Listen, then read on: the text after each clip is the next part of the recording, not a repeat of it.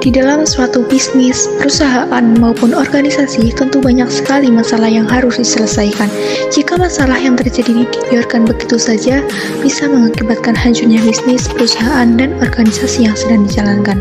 Oleh sebab itu, sebuah manajemen sangatlah dibutuhkan agar kegiatan yang berjalan dapat berstruktur. Tidak hanya itu, ada banyak fungsi manajemen bagi suatu bisnis, organisasi, maupun perusahaan. Sebagian dari Anda pasti sering mendengar kata manajemen dalam kehidupan sehari-hari. Tentu, Anda sudah mengetahui bahwa manajemen merupakan salah satu proses yang berguna untuk mengatur segala sesuatu yang dilakukan baik oleh suatu organisasi tertentu maupun sekelompok orang. Proses tersebut dilakukan agar organisasi atau sekelompok orang tersebut dapat mencapai tujuan yang telah ditentukan. Pengertian manajemen di dalam etimologi sendiri, kata manajemen berasal dari manajemen yang merupakan bahasa Perancis. Kata tersebut memiliki arti sebuah seni dalam melaksanakan dan mengatur. Di dalam manajemen terdapat berbagai jenis bidang manajemen, salah satunya yaitu manajemen sumber daya manusia atau SDM. Manajemen sumber daya manusia atau yang biasanya disebut human resource ialah ilmu dan seni untuk mengatur hubungan dan peran sumber daya atau tenaga kerja yang dimiliki oleh seseorang dengan secara aktif. Pada hal ini, manajemen SDM harus memiliki bakat dalam mengolah sumber daya manusia yang bisa bekerja secara maksimal, produktif, dan berkualitas. Ada juga fungsi lain dari sumber daya manajemen, yaitu mengoptimalkan semua sumber daya manusia agar bisa bekerja, menyusun pembagian tugas, dan bertanggung jawab di seluruh jajaran staf. Untuk lebih mengetahui lebih dalam lagi apa itu sumber daya manajemen, mari kita ringkas seksama.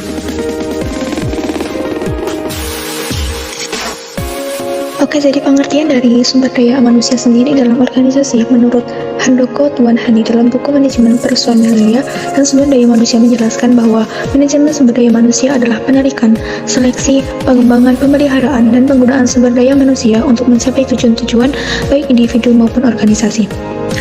Selanjutnya, untuk aktivitas dasar proses manajemen sumber daya manusia, itu yang pertama ada perencanaan sumber daya manusia, lalu rekrutmen, lalu seleksi, sosialisasi, pelatihan dan pengembangan, penilaian prestasi kerja, dan promosi, transfer, serta PHK. Perencanaan sumber daya manusia atau disingkat dengan SDM, fungsi ini dilakukan dalam rangka mengkaji, menelaah, dan mengamati kebutuhan SDM secara sistematis untuk memastikan jumlah karyawan dan bidang keahlian yang dibutuhkan. Analisa jabatan, pemilihan calon karyawan, pembagian kerja masuk ke dalam fungsi ini. Rekrutmen berkaitan dengan mengembangkan calon karyawan agar sejalan dengan perencanaan SDM. Beberapa alternatif perekrutan, sumber internal organisasi melalui promosi, transfer atau rotasi, pengkaryaan kembali, kelompok pekerja sementara atau kontrak. Untuk yang selanjutnya adalah seleksi. Proses seleksi merupakan proses pengambilan keputusan bagi calon pelamar untuk diterima atau ditolak. Dalam proses tahapan seleksi terdapat 4 komponen, diantaranya 1. Kuantitas jumlah tenaga kerja yang dibutuhkan, 2. Standar kualifikasi tenaga kerja yang dibutuhkan, 3. Kualifikasi dari sejumlah calon tenaga kerja, dan yang keempat, serangkaian alat-alat seleksi. Kemudian, sosialisasi. Sosialisasi merupakan salah satu cara untuk membantu pekerja yang terpilih untuk menyesuaikan diri dengan pekerjaan maupun dalam organisasi. Pelatihan dan pengembangan. Pelatihan dan pengembangan bertujuan untuk meningkatkan kemampuan karyawan dalam memberikan kontribusi pada efektivitas organisasi tersebut. Pelatihan didesain untuk meningkatkan keterampilan bekerja, sedangkan pengembangan didesain untuk menyiapkan karyawan untuk dipromosikan nantinya.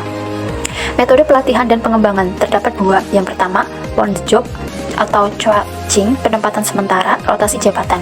Yang kedua, off the job, program pengembangan eksekutif atau organisasi. Selanjutnya ada penilaian prestasi kerja, yaitu membandingkan pencapaian kerja seseorang dengan standar atau tujuan yang dikembangkan untuk posisi orang tersebut nantinya. Prestasi yang rendah mungkin menandakan perlunya tindakan korektif, sedangkan prestasi yang tinggi mungkin akan menghasilkan penghargaan walaupun supervisor yang melakukan penilaian terhadap karyawan. Namun, standar penilaian ditetapkan oleh bagian sumber daya manusia atau SDM. Selanjutnya ada promosi, transfer, dan PHK. Yang pertama yaitu promosi. Promosi adalah perubahan pekerjaan pada seseorang dalam organisasi yang memberikan tugas serta tanggung jawab yang lebih besar dengan disertai peningkatan kompensasi yang diterimanya. Yang kedua ada transfer, yaitu perpindahan pekerjaan seseorang dalam suatu organisasi yang memiliki tingkat level yang sama dari posisi pekerjaan sebelum mengalami pindah kerja.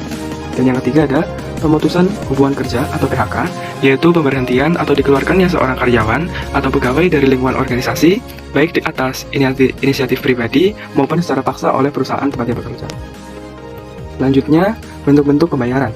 Yang pertama, upah harian, berdasarkan jam kerja karyawan. Yang kedua, gaji tetap, biasanya dibayarkan setiap minggu, bulan, atau bahkan tahun. Ketiga, upah insentif, bonus dan komisi biasanya dipakai pada karyawan bagian produksi dan penjualan. Dan yang keempat, rencana pembagian laba. Karyawan menerima sejumlah persentase tertentu dari laba perusahaan sebagai pendapatan ekstra. Kompensasi. Kompensasi adalah pemberian kepada karyawan dengan pembayaran finansial sebagai balas jasa untuk pekerjaan yang dilaksanakan dan sebagai motivasi untuk pelaksanaan kegiatan di waktu yang akan datang.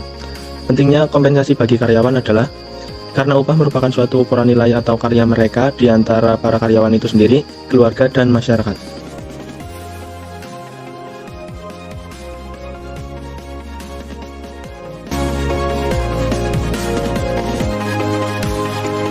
Universitas Perwira Purbalingga merupakan tempat di mana kami berproses dan tumbuh menjadi pribadi yang lebih baik. Di sini kami tidak hanya belajar untuk mencari ilmu pengetahuan, tetapi kami juga akan mendapatkan berbagai pengalaman yang berharga. Banyak hal-hal menyenangkan yang kami dapatkan ketika berkuliah di Unperba. Entah itu teman yang baik, dosen yang sangat membimbing, dan pastinya ilmu serta pengalaman yang diberikan. Selama kami menjadi mahasiswa di Unperba, kami banyak belajar melalui pengalaman berharga dan pastinya mendapatkan ilmu yang sangat luar biasa. Kami sangat berterima kasih kepada pihak Unperba karena telah memberikan fasilitas yang sangat baik untuk menopang kemampuan mahasiswanya. Pesan kita ke depannya, semoga Universitas Perwira Purbalingga masih terus menjadi universitas terbaik untuk mahasiswanya dengan fasilitas yang baik pula.